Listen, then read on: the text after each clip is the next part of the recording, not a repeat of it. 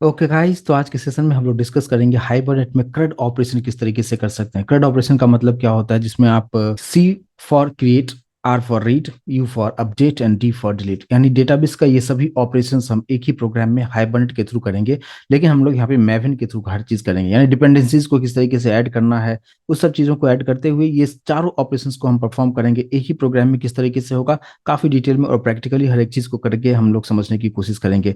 और हम लोग यहाँ पे यूज कर रहे हैं इक्लिप्स, तो हम अपने इक्लिप्स पे आ जाते हैं और इक्लिप्स पे हम लोग कोडिंग के थ्रू चीजों को समझने की कोशिश हम करेंगे। राइट, चलिए। तो यहाँ पे हम लोग सबसे पहले एक प्रोजेक्ट क्रिएट करेंगे, लेकिन नॉर्मल प्रोजेक्ट नहीं क्रिएट करेंगे। यहाँ पे हमें एक मेविन प्रोजेक्ट क्रिएट करना है। तो मेविन प्रोजेक्ट कैसे क्रिएट करते हैं, राइट क्लिक आपको करना है, यहाँ पे न्यू। यहाँ पे आपको मेविन का ऑप्शन नहीं देखने को मिलता है, तो यहाँ पे अदर पे आप क्लिक करेंगे। अदर पे जैसे आप जाएंगे आपको कुछ इस तरीके से दिखेगा, यहाँ पे मेविन का ऑप्शन दिखेगा। जस्ट उसको एक्सपेंड कीजिए और मेविन प्रोजेक्ट को सेलेक्ट कीजिए। उसके बाद जस्ट आपको यहाँ पे नेक्स्ट करना है। नेक्स्ट करने के बाद इस पर्टिकुलर पेज पे कुछ भी नहीं करना है, जस्ट नेक्स्ट कीजिए।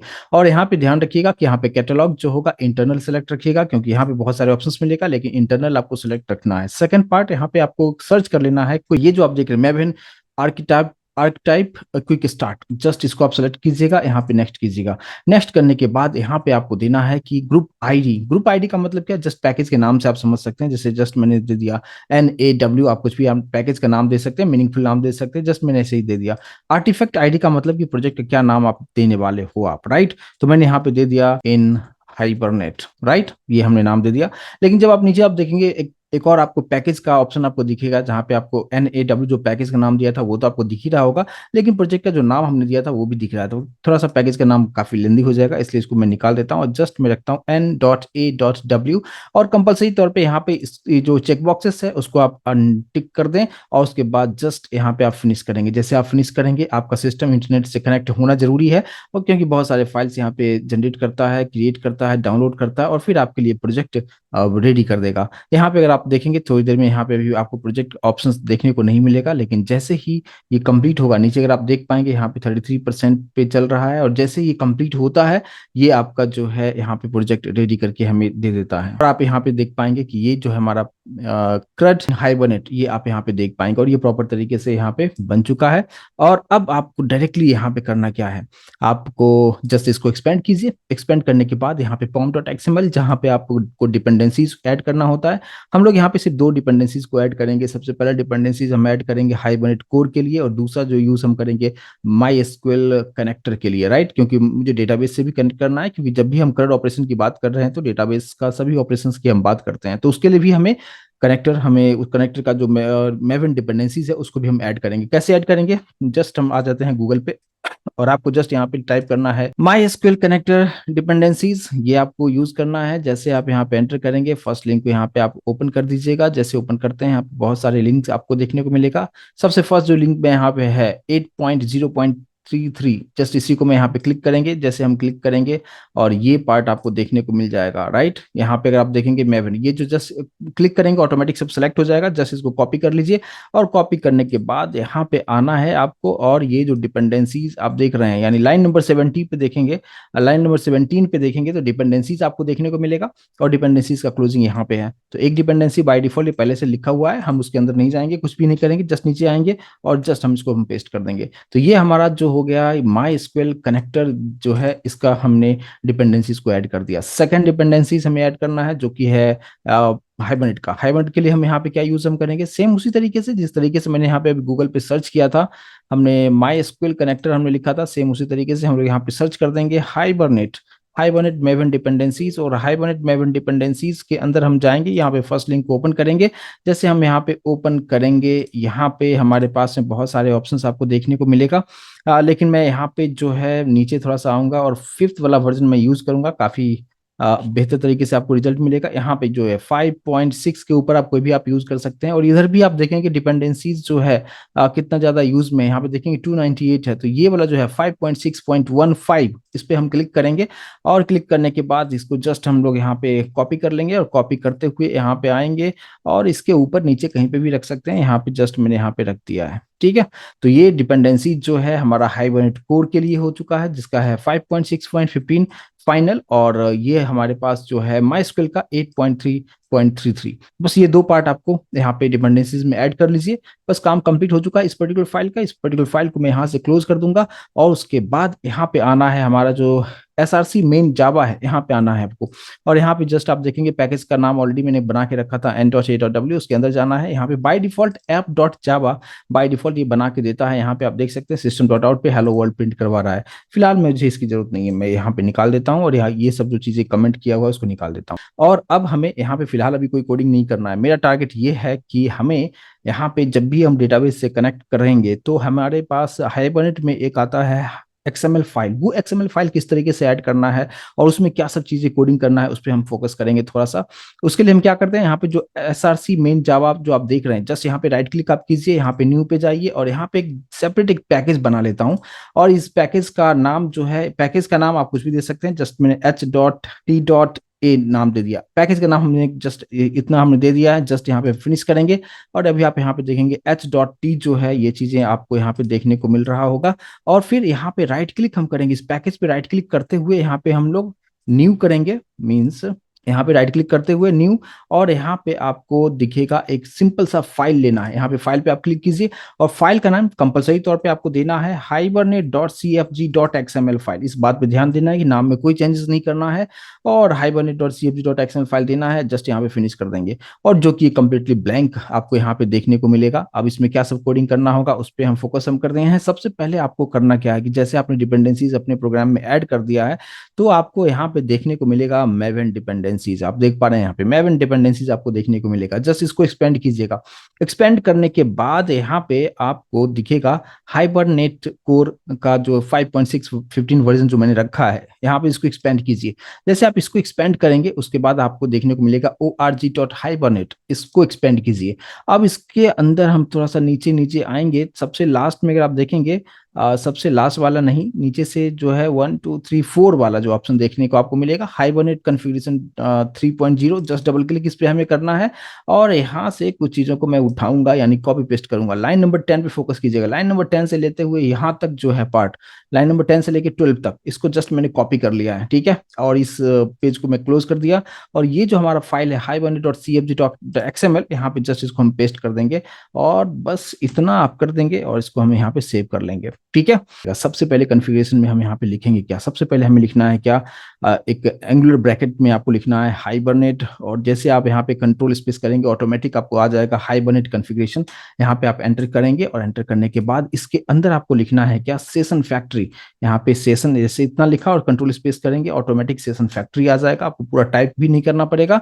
और अब इसके अंदर में आपको लिखना है प्रॉपर्टी, एक टैग यूज करना है। क्या यूज करना है, प्रॉपर्टी। जैसे इतना लिखा कंट्रोल स्पेस कीजिए ऑटोमेटिक आ गया प्रॉपर्टी नेम।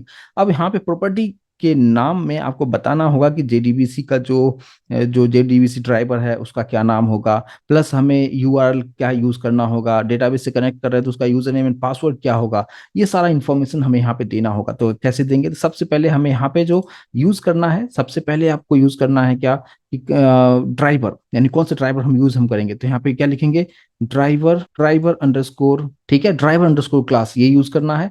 इसी को मैं कॉपी कर लेता हूँ और कॉपी करते हुए ये सेकेंड थर्ड फोर्थ 4 बार मैंने कॉपी पेस्ट कर दिया। अब देखिए ड्राइवर क्लास में आपको बताना है कि जो जेडीबीसी ड्राइवर का जो नाम है वो क्या होगा। जेडीबीसी टॉपिक में ऑलरेडी काफी डिटेल में उसके बारे में डिस्कस कर चुके हैं। वो नाम आपको यहाँ पे इसके अंदर में आपको लिखना है। तो उसका नाम क्या होता है, com.mysql.jdbc.driver, ड्राइवर का डी कैपिटल आपको देना है, ठीक है। चलिए एक पार्ट हो गया। दूसरा जो हमें यूज करना होता है वो आता है क्या, यूआरएल। यूआरएल मतलब किसका कनेक्टिविटी, किसके साथ, पोर्ट नंबर क्या होगा, सारा कहानी आपको यहाँ पे लिखना होगा। तो यहाँ पे आप क्या कैसे लिखेंगे, जेडीबीसी का कोलन देना है, माई एसक्यूएल के साथ होगा कोलन / लोकल होस्ट पे हमें रन करना है, कोलन देना है। इसका पोर्ट नंबर होता है 3306 माई एसक्यूएल का होता है, जब मैं इंस्टॉलिंग कर रहा था आपको बताया था। और उसके बाद फिर यहाँ पे आपको स्लैश देना है और डेटाबेस का आपको नाम देना है। तो डेटाबेस एक हम बना लेते हैं अभी के अभी, और ये हमारा है माई एसक्यूएल और यहाँ पे हम लोग एक डेटाबेस हम क्रिएट कर लेंगे, ठीक है। और डेटाबेस कैसे क्रिएट करते हैं आप अच्छी तरीके से समझते होंगे। यहाँ पे हमें लिखना क्या होता है, क्रिएट डेटाबेस और डेटाबेस का नाम। तो डेटाबेस का नाम मैं दे देता हूं क्या, टेस्ट हाइबरनेट, ये नाम दे दिया, ठीक है। और यहाँ पे सेमीकोलन दे देंगे। तो यहाँ पे हमारे पास क्या हो गया, मैंने लिखा क्या, क्रिएट डेटाबेस और डेटाबेस का नाम रखा है टेस्ट हाइबरनेट। इस नाम का आप देखिए यहाँ पे कहीं तो है तो नहीं, टेस्ट टेस्ट टेस्ट से बिल्कुल नहीं है हमारे पास में, बस इसको सेलेक्ट कीजिए और इसको एग्जीक्यूट करा दीजिए। जैसे यहाँ पे क्लिक करेंगे, यहाँ पे नीचे जो है एग्जीक्यूट हो चुका है, सब कुछ ओके है। यहाँ पे एक बार रिफ्रेश करके देख लीजिए, आप देख पाएंगे यहाँ पे, राइट, टेस्ट हाइबरनेट हमारे पास बन चुका है। बस और कम इतना ही काम मुझे यहाँ पे आके करना है, बाकी सारा काम हम ऑटोमेटिक जो है हम हाइबरनेट के थ्रू करेंगे और बिना एसक्यूएल यूज किए हुए करेंगे, यानी बिना एसक्यूएल सिंटैक्स यूज किए हुए करेंगे। आपके लिए हाइबरनेट जो है सब कुछ आपको करके देगा, ठीक है। चलिए, तो ये हमारा सबसे फर्स्ट पार्ट हो गया कि यहाँ पे जो जेडीबीसी ड्राइवर क्या है, यूआरएल क्या है। इसके बाद हमें बताना होगा कि जब भी डेटाबेस से कनेक्ट करेंगे तो उसका यूजर नेम एंड पासवर्ड क्या होगा। तो सबसे पहले यहाँ पे लिखेंगे यूजर नेम, और जो पासवर्ड यहाँ पे हम लिखेंगे पासवर्ड। तो यूजर नेम हम क्या यूज करते हैं, रूट मैंने आपको बताया था जब भी मैं माई जब इंस्टॉल कर रहा था वहां पे डिस्कस किया था, और मैंने पासवर्ड सेट किया हुआ है जिसका नाम मैंने कुमार रखा हुआ है, पासवर्ड ये मैंने यहाँ पे डाल दिया। तो ये जो चार है प्रॉपर्टी आप ध्यान में हमेशा रखिए। फर्स्ट सबसे पहले कि जेडीबीसी ड्राइवर का नाम क्या होगा, उसके बाद फिर यूआरएल क्या होगा, फिर यूजर नेम क्या होगा और पासवर्ड क्या होगा। ये डेटाबेस का सारा इन्फॉर्मेशन मैंने इस एक्सएमएल फाइल को मैंने बता दिया है, लेकिन हमें हाइबरनेट के बारे में भी बताना होगा जिसकी हेल्प से वो टेबल क्रिएट कर सकेगा, राइट। तो उसके लिए फिर से आपको यहाँ पे थोड़ा सा स्पेस लेते हुए मैंने यहाँ पे लिखा है प्रॉपर्टी, जैसे कंट्रोल स्पेस आप करेंगे पूरा कोड यहाँ पे इस तरीके से आ जाएगा।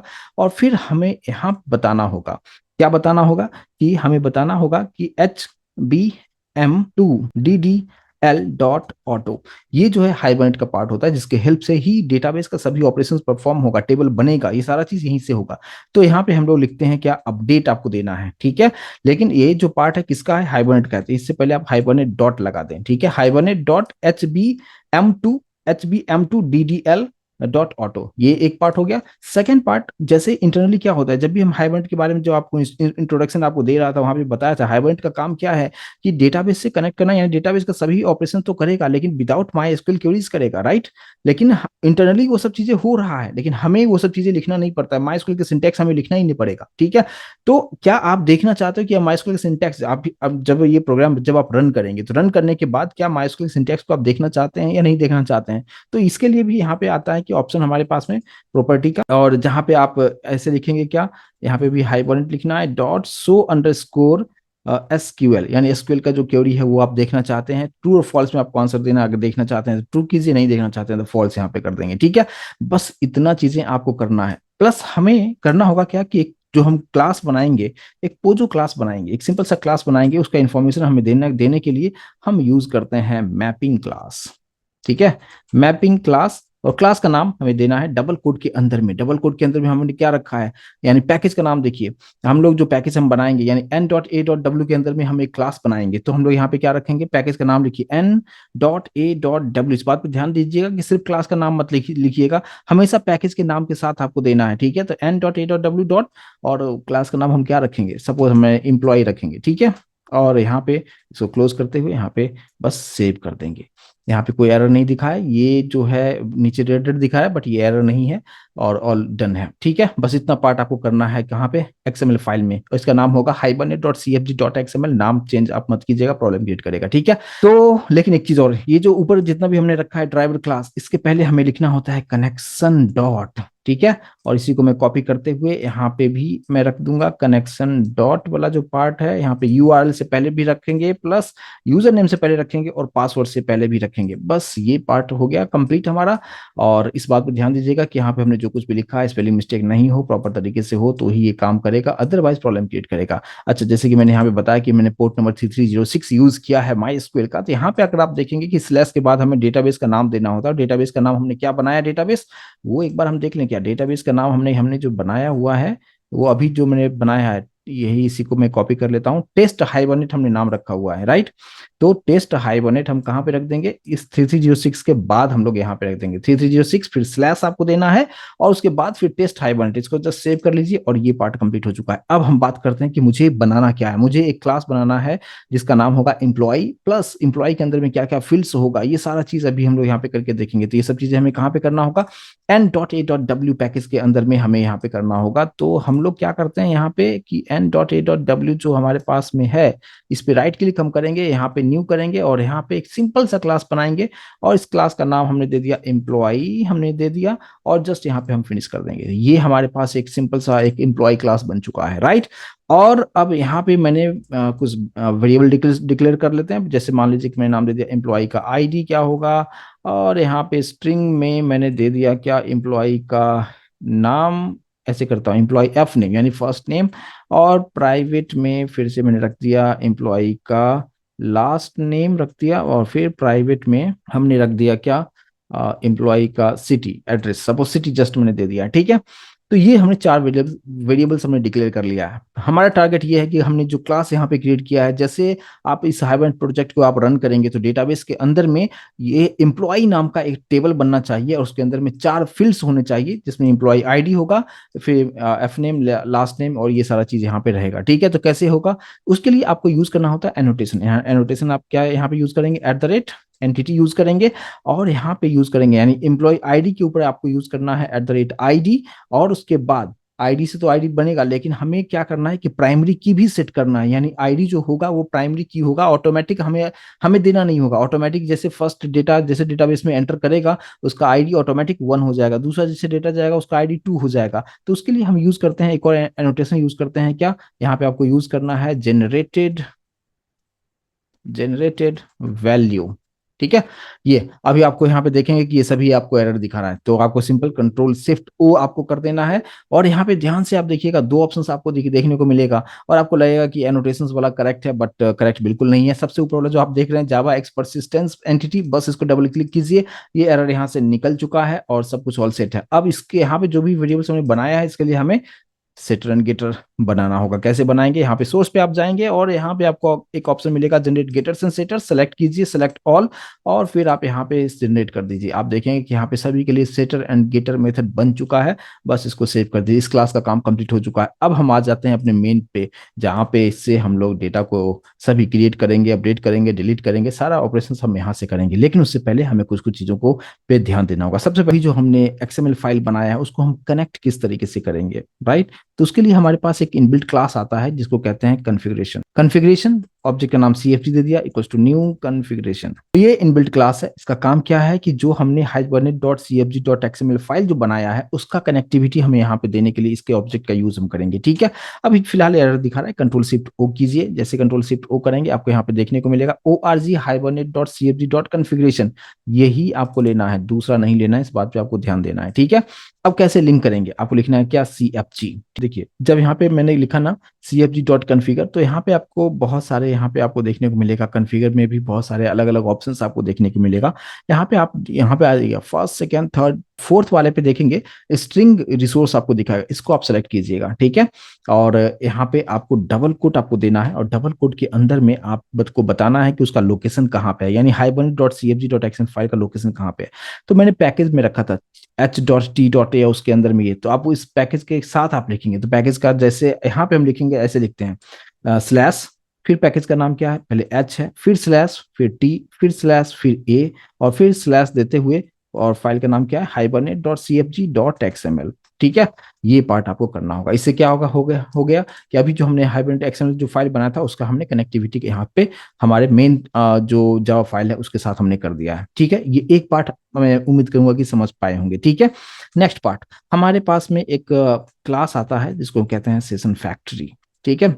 सेशन फैक्ट्री जस्ट मैंने नाम दे दिया इसका SF, एक नाम दे दिया, जस्ट यहाँ पे रेफरेंस वेरिएबल अभी बना रहा हूँ, इसको ऑब्जेक्ट अभी बना नहीं रहा हूँ। उसके बाद फिर हम एक क्लास यूज करते हैं सेशन। सेशन के लिए मैं जस्ट यहाँ पे सेशन ही नाम दे दिया। यहाँ पे S कैपिटल है सेशन का, और यहाँ पे स्मॉल मेरे ऑब्जेक्ट की तरह मैं यूज करने वाला हूँ। और एक मैं यूज करता हूँ क्या, ट्रांजेक्शन को, ठीक है। ट्रांजेक्शन के लिए TR नाम दे दिया, ठीक है। अब यहाँ पे फिलहाल जो कुछ भी एरर आपको दिखा रहा है जस्ट कंट्रोल शिफ्ट O कीजिए, और O करने के बाद यहाँ पे आपको दिखाएगा org hibernate.session factory। जैसे यहाँ पे कंट्रोल शिफ्ट O करने के बाद आपको दिखेगा ये वाला जो पार्ट है org.hibernate.transaction, और इसके अंदर आप यहाँ पे आप देखेंगे कि सेशन वाला पार्ट आपको देखने को मिल जाएगा, और यहाँ पे सभी यहाँ पे सेशन आ गया, सेशन फैक्ट्री आ गया, ट्रांजैक्शन आ गया, सब कुछ यहाँ पे आ चुका है, और यहाँ से एरर भी निकल चुका है। अब यहाँ पे सेशन फैक्ट्री का काम क्या होता है, सेशन को एक्टिवेट करना। सबसे पहले हम उसको कैसे यूज हम करेंगे, तो देखिए एकदम सिस्टमैटिक वे से इस कोड को समझने की कोशिश कीजिए। यहाँ पे देखिए सेशन फैक्ट्री का ऑब्जेक्ट क्या है, SF। SF में हमें यहाँ पे क्या करना है, इसके ऑब्जेक्ट को यूज करना है, यानी जहाँ पे कॉन्फ़िगर में करके मैंने पूरा जो इन्फॉर्मेशन आपको बताया था कि उसका लोकेशन कहाँ पे है, तो हम लोग यहाँ पे क्या लिखेंगे, CFG डॉट यहाँ पे बिल्ड सेशन फैक्ट्री, ठीक है। तो इससे क्या होगा कि इसका जो ऑब्जेक्ट है ये एक्टिवेट होकर किस में आ चुका है, एसएफ में आ चुका है, सेशन फैक्ट्री में। और इसी सेशन फैक्ट्री के ऑब्जेक्ट से हम सेशन को एक्टिवेट हम करेंगे, और सेशन का काम क्या होगा, इसी की हेल्प से हम डेटाबेस का सभी ऑपरेशन हम परफॉर्म करेंगे। डेटा इंसर्ट करना, अपडेट करना, डिलीट करना, फेच करना, सारा ऑपरेशन का जो काम होगा वो सेशन क्लास के थ्रू हम करेंगे, ठीक है। अब यहाँ पे जो यहाँ पे कैसे करेंगे, फिर अब देखिए, अब इसका ऑब्जेक्ट क्या है, सेशन फैक्ट्री का ऑब्जेक्ट क्या है, एसएफ। तो हम लोग जस्ट यहाँ पे लिखेंगे एसएफ डॉट ओपन सेशन, ठीक है। डेट सेशन को ओपन करेगा। उसके बाद ट्रांजेक्शन की बात करते हैं, फिर अब इसका ऑब्जेक्ट हम यहाँ पे यूज हम करेंगे और लिखेंगे क्या, यहाँ पे सेशन का ऑब्जेक्ट क्या है, सेशन सेशन डॉट, और यहाँ पे आपको लिखना है डॉट बिगिन ट्रांजेक्शन, ट्रांजेक्शन को स्टार्ट अब करेगा, ठीक है। तो बस कॉन्फ़िगरेशन का ऑब्जेक्ट देखिए सेशन फैक्ट्री में हमने यूज कर दिया, और फिर यहाँ पे सेशन फैक्ट्री का ऑब्जेक्ट हमने कहाँ पे यूज किया, सेशन वाले में यूज किया, और लास्ट में ट्रांजेक्शन वाले के अंदर हमने सेशन का ऑब्जेक्ट यूज किया। तो इस तरीके से हमने सभी को यहाँ पे यूज हमने कर लिया। अब मेरा टारगेट क्या है, मेरा टारगेट है कि सबसे पहले डेटा को स्टोर करना, ठीक है। टेबल ऑटोमेटिक बन जाएगा, डेटा ऑटोमेटिक स्टोर हो जाएगा, बस सब कुछ यहाँ पे ORM के थ्रू होता है, ऑब्जेक्ट के थ्रू होता है। तो सबसे पहले मेरे पास जो क्लास है उसका नाम क्या है, एम्प्लॉय है। जस्ट इसका नाम दे दिया EO1 equals to new employee, employee के लिए ऑब्जेक्ट बना लिया हमने। EO1 के हेल्प से डॉट हम लोग सेट करते हैं, और हालांकि हमने जो आईडी सेट किया है वो प्राइमरी की सेट कर दिया, तो हमें कुछ भी वैल्यू देने की जरूरत है नहीं। तो हम लोग पास करेंगे, सबसे पहले फर्स्ट नेम पास कर देते हैं। फर्स्ट नेम मैंने मेरा नाम डाल दिया निशांत, राइट। फिर EO1 dot set last name, last name कहाँ पे है हमारे पास में, यहाँ पे है। लास्ट नेम में मैंने डाल दिया है कुमार, ठीक है। ये हो गया second part. EO1 dot set city, city हमने यहाँ पे डाल दिया है मुंबई, ठीक है। चलिए इतना पार्ट हो गया, और एक डेटा जो हमारे पास में है वो आईडी बाय डिफॉल्ट चला जाएगा, ठीक है।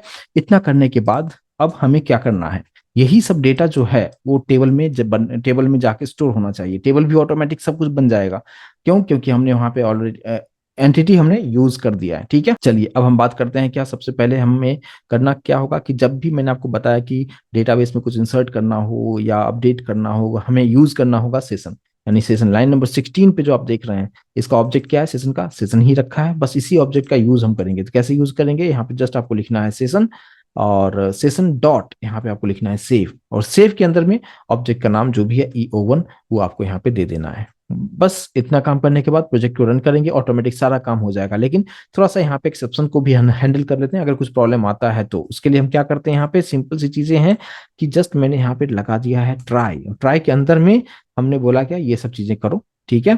और अगर इसमें कुछ प्रॉब्लम आता है तो उसको हैंडल भी कर लो। तो यहाँ पे जस्ट एक समझने के लिए एक मैसेज मैं यहाँ पे डाल देता हूँ क्या, कि हमने मैसेज डाल दिया क्या, कि डेटा स्टोर्ड, जस्ट सिंपल सा एक मैसेज हमने यहाँ पे डाल दिया है, ठीक है।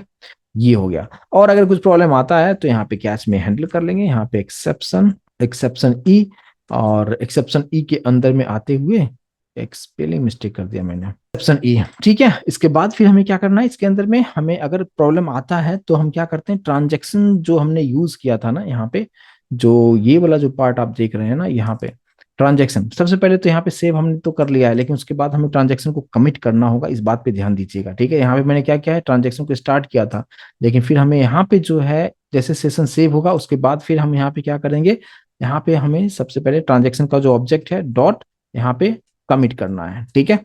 तो ये एक पार्ट आपको कंपलसरी तौर पे करना है।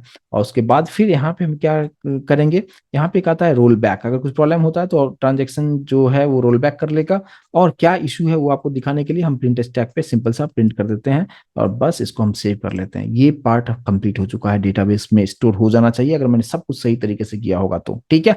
और बस रेडी है हम रन करने के लिए। तो कोडिंग को हम जस्ट पहले एक बार हम यहाँ पे आपको दिखा दें कि डेटाबेस में आके देख लें कि हमने जो डेटाबेस बनाया था टेस्ट वाला बनाया था, राइट। टेस्ट हाइवर पे थोड़ा सा फोकस होकर देखिएगा प्लीज। अगर आप यहाँ पे देखेंगे कि टेबल के जस्ट पहले कोई भी एक्सपेंड वाला जो, जैसे यहाँ पे आप देख रहे हैं ट्रायंगल वाला, मेरे कर्सर पे फोकस कीजिएगा, ऐसा यहाँ पे आपको देखने को नहीं मिल रहा है, क्योंकि इसके अंदर कोई टेबल अभी बना ही नहीं है, राइट। ये बनेगा कब, जब आपका ये प्रोजेक्ट रन होगा। तो प्रोजेक्ट को रन कराते हैं पहले, और प्रोजेक्ट रन किसको कराएंगे, जिसके पास मेन होता है उसी को हम रन कराएंगे। तो बस मेन में हम लोग हैं ही, बस राइट क्लिक हम करते हैं और यहाँ पे रन एज जावा एप्लीकेशन पे आपको यहाँ पे क्लिक करना है। जैसे यहाँ पे आप क्लिक करते हैं और यहाँ पे प्रोसेस स्टार्ट हो चुका है, और अब अगर आप वहां पे चल के देखेंगे तो रन हो चुका। अब हम लोग आके यहाँ पे देख लेते हैं और एक बार इसको रिफ्रेश कर लेते हैं। जैसे आप रिफ्रेश करेंगे आपको देखने को मिलेगा डेटाबेस पे, आप देख पाएंगे यहाँ पे आपको टेबल आपको दिखा रहा है, राइट। यहाँ पे देखेंगे टेबल्स, यहाँ पे जस्ट इसको एक्सपेंड कीजिए, एक्सपेंड करने के बाद यहाँ पे एम्प्लॉय आपको दिख रहा है, यानी अब बताइए कि यहाँ पे मैंने कहीं पे भी क्रिएट टेबल नहीं किया, कहीं पे भी इंसर्ट नहीं किया, लेकिन सारा चीज यहाँ पे हो रहा है। अब देखेंगे ऐसे डेटा आया या नहीं आया। राइट क्लिक कीजिए, सेलेक्ट रोज पे यहाँ पे क्लिक कर दीजिए। अभी आप देख ही सकते हैं यहाँ पे एम्प्लॉय का आईडी 1 है, सिटी मुंबई है, एम्प्लॉय का नाम निशांत है, लास्ट नेम यहाँ पे जो है कुमार आपको दिखा रहा है। ठीक है, और ये जो डेटा दिखाता है ये सब कुछ जो है अल्फाबेटिकली ऑर्डर में दिखाता है। तो कुछ इस तरीके से आपको यहाँ पे उम्मीद करूंगा कि डेटा को इंसर्ट कैसे करना है, यानी क्रिएट, यानी फर्स्ट पार्ट जो था क्रड का, CRUD में, क्रड मतलब क्रिएट करना और उसमें डेटा इंसर्ट करना, ये एक पार्ट हो गया। दूसरा पार्ट हम डिस्कस करेंगे क्या किया अगर मुझे इसी डेटा को रीड करना है तो कैसे कर सकते हैं। लेकिन और भी डेटा में कुछ और डेटा अगर स्टोर करना होगा तो हम कैसे कर सकते हैं। जैसे मान लीजिए कि यहाँ पे ऑब्जेक्ट का नाम ईओन है, यहाँ पे डेटा में कुछ अलग, यहाँ पे कुछ नाम दे देता हूँ।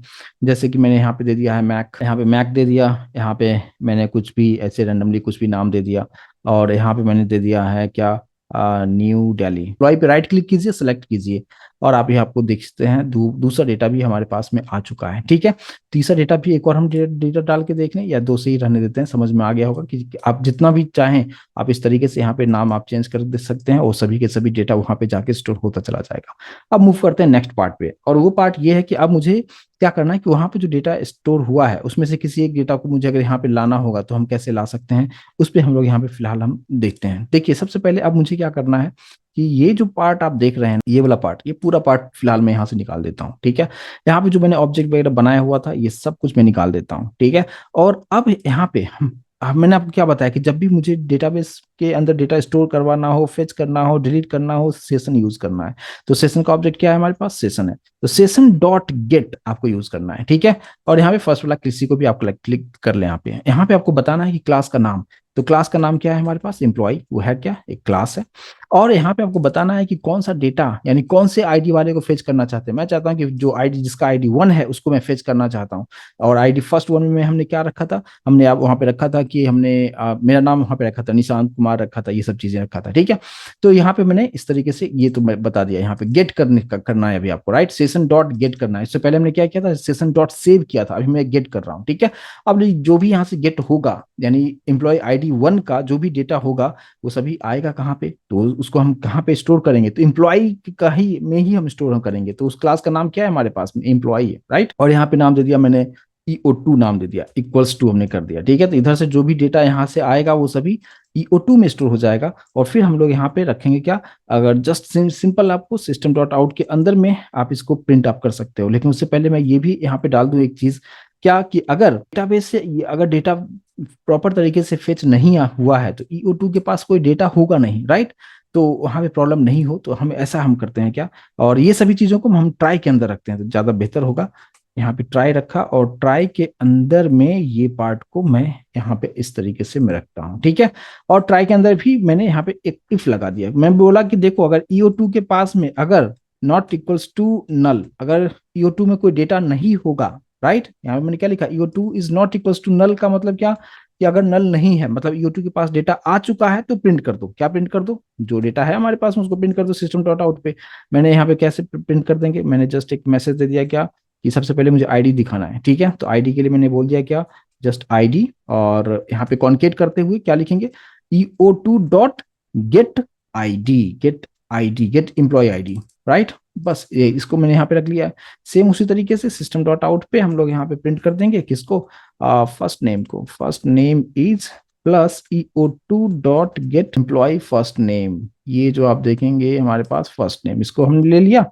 सेम उसी तरीके से सिस्टम डॉट आउट पे हमने प्रिंट कर दिया है क्या, last name is plus EO2 dot gate last name वाले को सिलेक्ट कर लिया है। ठीक है, इसके बाद सिस्टम डॉट आउट पे हमने यहाँ पे रख दिया है क्या, एक और हमारे पास में क्या था, सिटी था, city is plus EO2 dot get employee city. बस हो गया काम कंप्लीट।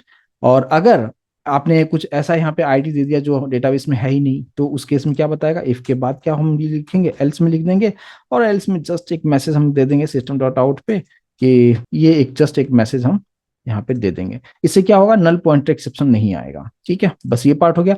लेकिन ट्राई अगर लिखते हैं तो कैच लिखना जरूरी होता है, तो यहाँ पे हमने यहाँ पे एक्सेप्शन लिख दिया है, और इस एक्सेप्शन के अंदर में यहाँ पे हम लोग डेटा, अच्छा डेटा को हम फेच कर रहे हैं, तो अगर कुछ प्रॉब्लम होगा तो आपको यहाँ पे E dot print stack trace पे आप उसको दिखा दीजिए।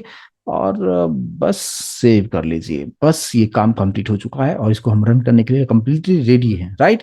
तो कौन सा आईडी हमें फेच करना है? वन। वन पे हमारे पास में कौन सा डेटा है? यहाँ पे देखेंगे वन में जो है मुंबई निशांत कुमार, ये डेटा हमारे पास में है। इसको हम रन करते हैं और रन करने के बाद यहाँ पे राइट क्लिक हम करेंगे और यहाँ पे रन एज जावा एप्लीकेशन हम करेंगे।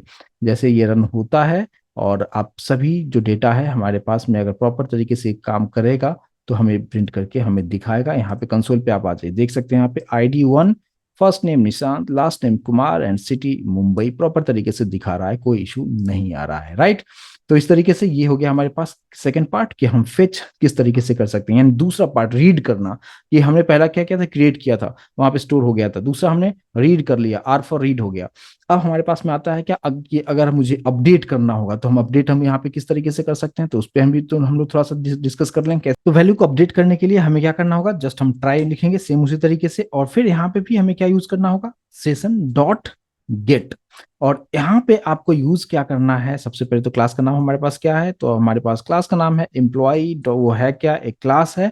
और कौन से आईडी वाले को आप अपडेट करना चाहते हैं, तो यहाँ पे मैंने वन डाल दिया है। और इस तरफ आपको बताना है कि एम्प्लॉय का EO3 ऑब्जेक्ट का कुछ भी आप नाम दे सकते हैं।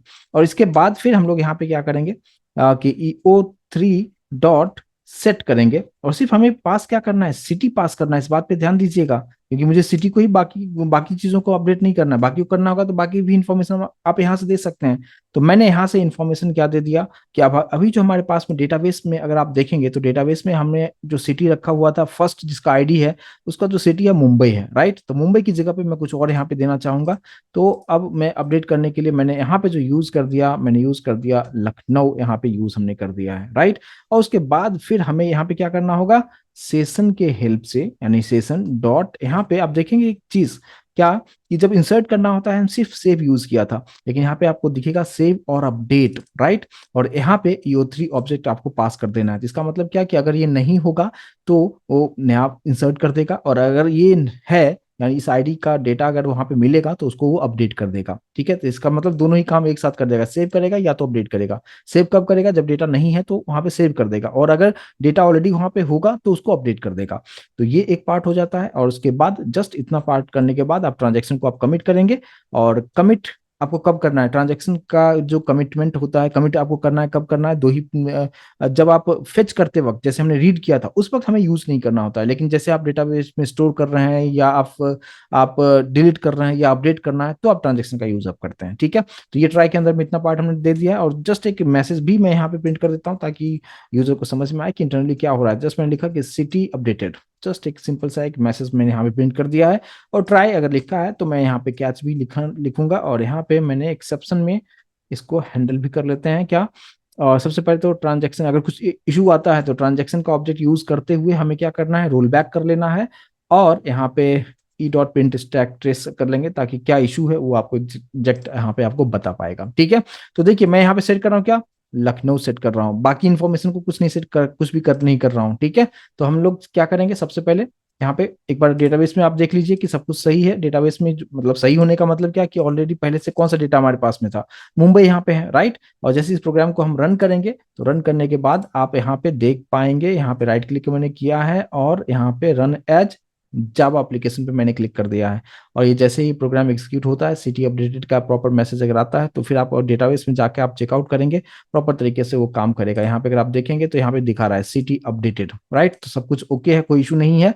अब यहाँ पे अगर आप चलते हैं और यहाँ पे आके राइट क्लिक करते हुए सेलेक्ट रोज, यहाँ पे अगर हम कर रहे हैं, यानी अभी हम लोग आ चुके हैं डेटाबेस के पेज पे, और यहाँ पे एम्प्लॉय पे राइट क्लिक करते हुए सिलेक्ट रोज अगर हम करते हैं तो अभी आप यहाँ पे देख पाएंगे एम्प्लॉय का आईडी वन है और यहाँ पे लखनऊ आपको दिखा रहा है, जो कि पहले यहाँ पे मुंबई हुआ करता था। और इस तरीके से हम डेटा को अपडेट कर सकते हैं। तो ये हो गया हमारे पास तीसरा प्रॉपर्टी, यहाँ पे हमने देख लिया। सी फॉर क्रिएट हो चुका है, रीड भी हमने कर लिया, और अभी मैंने डेटा को अपडेट भी कर दिया। और इस तरीके से जो भी डेटा अपडेट करना होगा आप कर सकते हैं, जिसमें मैंने यहाँ पे एग्जाम्पल के तौर पर आपको समझाने की कोशिश में कर रहा हूँ। अब हमारे पास में नेक्स्ट पार्ट आ जाता है क्या, एक और हमारे पास में है डिलीट। अब डिलीट यहाँ पे कैसे होगा, बहुत आसान है, बस सेम इसी यहीं पे आपको सारा चीज करना है। यहाँ पे फिलहाल मैंने यहाँ पे इसको डिलीट कर दिया है। और अब हम यहाँ पे डिलीट हम किस तरीके से करेंगे, सेम उसी तरीके से आपको यूज करना है। कैसे यूज करेंगे, सेशन डॉट, राइट। जिस तरीके से हमने यहाँ पे डिलीट हमने किया था, डिलीट करने के लिए हमारे पास देखिए हमने अभी तक क्या क्या यूज किया, सेशन डॉट सेव यूज किया, सेशन डॉट अपडेट यूज किया, right, session dot gate use किया, और सेशन डॉट अपडेट, सेव और अपडेट दोनों को ही हमने यूज किया। अब डिलीट करने के लिए हमारे पास आता है सेशन डॉट डिलीट, राइट। तो सेशन डॉट डिलीट हम किस तरीके से करेंगे, तो उसके लिए आपको करना क्या होगा, सबसे पहले तो आप क्लास के लिए ऑब्जेक्ट बना लीजिए, ठीक है। इसका नाम eo4 नाम दे दिया, इक्वल्स टू न्यू एम्प्लॉय, ठीक है, ऐसे हमने रख दिया है। इसके बाद फिर हमें बताना होगा eo4 में कि कौन से आईडी वाले को डिलीट करना चाहते हैं आप, ठीक है। तो यहाँ पे सेट एम्प्लॉय आईडी जो है मैंने यहाँ पे सेट कर दिया है, क्या कि मैं चाहता हूँ वन, जो जो डेटा था उसी को मैं डिलीट करना चाह रहा हूँ, ठीक है, वन को यहाँ पे रख दिया। और फिर आपको लिखना है क्या, सेशन डॉट, यहाँ पे आता है डिलीट, और ऑब्जेक्ट का नाम क्या है, eo4। eo4 से आप क्या पास कर रहे हो, आईडी पास कर रहे हो वन, तो वन वाला जो आईडी होगा पूरा जो है, ये डिलीट मेथड इनबिल्ट मेथड है, वो पूरा वहां से डिलीट कर देगा। और इसको आपने यहाँ पे ट्रांजेक्शन को कमिट आप करवा दीजिए। ट्रांजेक्शन जैसे कमिट होता है उसके बाद फिर सिस्टम डॉट आउट पे एक मैसेज भी आप डाल दीजिए कि डेटा डिलीटेड। इसको हम ट्राई के अंदर रख लेते हैं, ताकि अगर कुछ प्रॉब्लम आता है तो उसको प्रॉपर तरीके से हैंडल भी होता रहेगा। तो ये एक अच्छा प्रैक्टिस है, जब आप प्रोजेक्ट पे काम करेंगे तो इसी तरीके से कीजिएगा तो ज्यादा बेहतर होगा, ठीक है। ये हो गया ट्राई। और फिर यहाँ पे हम लोग कैच में एक्सेप्शन को हैंडल कर लेते हैं, T R dot roll back कर लेंगे अगर कुछ इशू आता है तो, और फिर E dot print stack trace कर लेंगे। बस यहाँ पे सेव करते हैं। अभी पहले डेटाबेस में आके देख लीजिए, डेटाबेस में अगर मैं आपको लेके आ चुका हूँ और यहाँ भी आपको फर्स्ट डेटा हमारे पास दिख रहा है, जहाँ पे एम्प्लॉय आईडी 1 है, सिटी लखनऊ है, निशांत कुमार नाम है यहाँ पे, ठीक है। चलिए इसको हम रन करके देखते हैं यहाँ पे। और अभी आप यहाँ पे इक्लिप्स पे राइट क्लिक में कर रहा हूँ, यहाँ पे रन एज जावा एप्लीकेशन पे मैंने क्लिक कर दिया है। और जैसे मैं जावा पे किया है, अगर सब कुछ ठीक ठाक होगा तो आपको मैसेज दिखाएगा डेटा डिलीटेड। और यहाँ पे मैं कंसोल टैब पे आ चुका हूँ, और कंसोल टैब पे आने के बाद आप देख सकते हैं डेटा डिलीटेड प्रॉपर तरीके से आपको मैसेज यहाँ पे दिखा रहा है।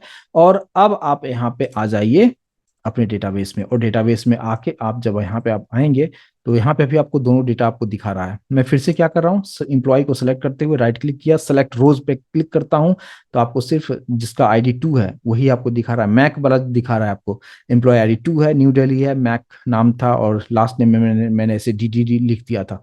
तो वो जो हमारे पास जिसका आईडी 1 था वो डेटा यहाँ से डिलीट हो चुका है। तो ये जो अभी मैंने आपको बताया कि हाइबरनेट के थ्रू आप किस तरीके से आप डेटाबेस के सभी ऑपरेशंस को परफॉर्म कर सकते हैं, जो मैंने अभी आपको बताया कि क्रड ऑपरेशन किस तरीके से किया जाता है। तो यहाँ पे मैंने जो आपको सिंपल सा ये बताया कि सेशन जो है, सेशन के हेल्प से ही मैं यहाँ पे थोड़ा सा मैं यहाँ पे लिखना चाहूंगा। देखिए सेशन डॉट गेट, सबसे पहले हमने सेव किया, सेव से क्या होता है कि डेटा स्टोर हो जाता है, ठीक है, ये इनबिल्ट मेथड है, ठीक है। इसके बाद एक ये तो हो गया सेव वाला पार्ट हो गया, ठीक है। और यहाँ पे आपको पास क्या क्या करना होता है, ऑब्जेक्ट, यानी एम्प्लॉय का ऑब्जेक्ट मान लीजिए मैंने E1 ऐसे पास कर दिया, ठीक है, ये एक पार्ट हो गया। दूसरा मैंने आपको बताया क्या कि सेशन डॉट आपको गेट करना है, ठीक है। गेट आप करेंगे तो यहाँ पे आपको क्लास का नाम आपको बताना होता है, जैसे यहाँ पे क्लास का नाम हमने दे दिया, वो क्या है, क्लास है। और यहाँ पे आपको आईडी पास करना होता है कि किसको आप गेट करना चाहते हैं, ठीक है, यानी रीड करना चाहते हैं। इसके बाद फिर मैंने आपको क्या बताया कि session dot save and update, save और अपडेट, ठीक है, सेव करो या अपडेट करो, और यहाँ पे जो भी ऑब्जेक्ट का पास नाम होगा वो आप पास कर दीजिएगा। और अगर डिलीट करना है तो हम फिर से सेशन क्या यूज करेंगे, सेशन डॉट डिलीट, और यहाँ पे उसका जो भी ऑब्जेक्ट का नाम होगा वो आप यहाँ पे पास कर देंगे। तो ये चारों ऑपरेशन मैंने बताया, ठीक है। यानी सेव करना मतलब क्या, क्रिएट करना, गेट करना मतलब रीड करना, और अपडेट करना, और फिर डिलीट करना। तो इसी को हम क्या कहते हैं, क्रड ऑपरेशन। आप हाइबरनेट में किस तरीके से परफॉर्म कर सकते हैं, और ये सभी नोट्स आपको मैं शेयर कर दूंगा। प्लीज इसको अच्छी तरीके से आप प्रैक्टिस आप करके देखिए, समझने की कोशिश कीजिए। और बस आज के सेशन में हम इतना ही रखेंगे। तो क्रड ऑपरेशन, आई होप कि इस कंसेप्ट को समझ पाए होंगे। प्लीज एक बार कंफर्मेशन दे। तो आज के सेशन में बस हम इतना ही रखते हैं।